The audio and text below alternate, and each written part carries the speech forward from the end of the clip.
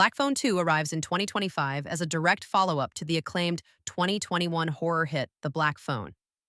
Directed by Scott Derrickson, co-written with C. Robert Cargill, the sequel continues the journey of siblings Finn and Gwen Blake as they confront lingering supernatural terror beyond their harrowing first encounter. The core of Black Phone 2 is its returning cast, led by Mason Thames as 17-year-old Finn and Madeline McGraw as his sister Gwen, both reprising roles that have matured with them on screen. Their performances remain compelling, reflecting the psychological aftermath of trauma as they face new horrors together.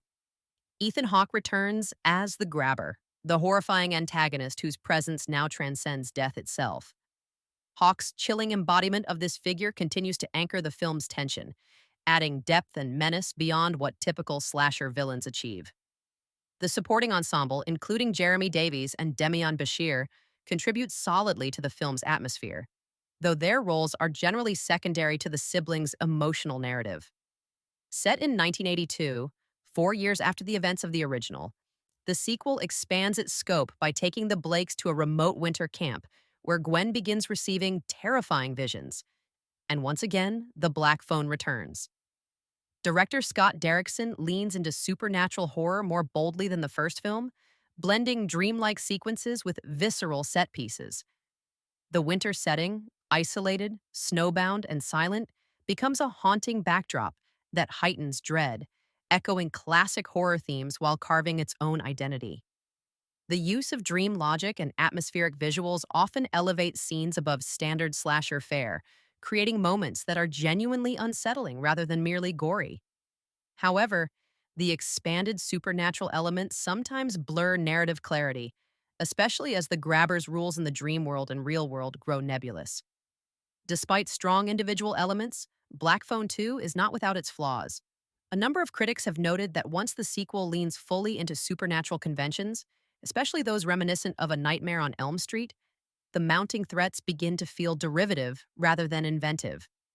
Some pacing issues also arise, particularly in the first act, where the build-up toward the camp narrative can feel slow compared to the immediacy of the original film.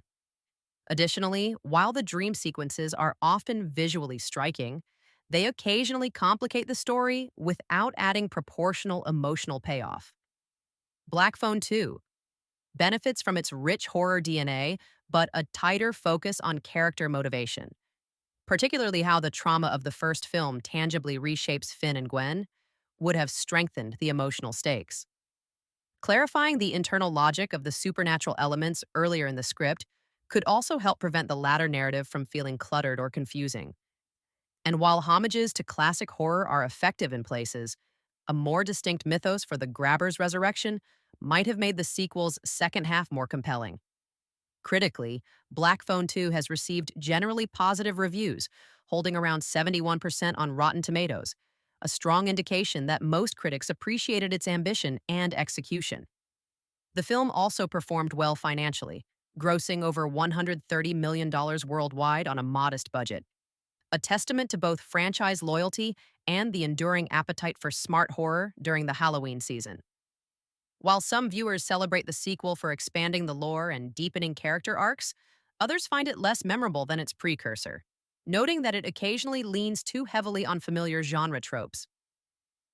Film rating: 7.5 out of 10.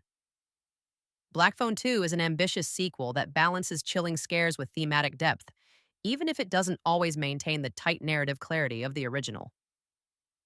Final thoughts. Black Phone 2 doesn't just revisit its predecessor's terror, it expands it, forcing its protagonists and its audience to confront lingering nightmares and the ways trauma echoes across time. The performances, especially from Thames, McGraw, and Hawke, elevate what could have been a routine horror sequel into something deeper and more consequential. Like, subscribe, or you'll find the next call from the Black Phone coming straight to your nightmares. You want me, baby, let me know all in this. You want me, baby, show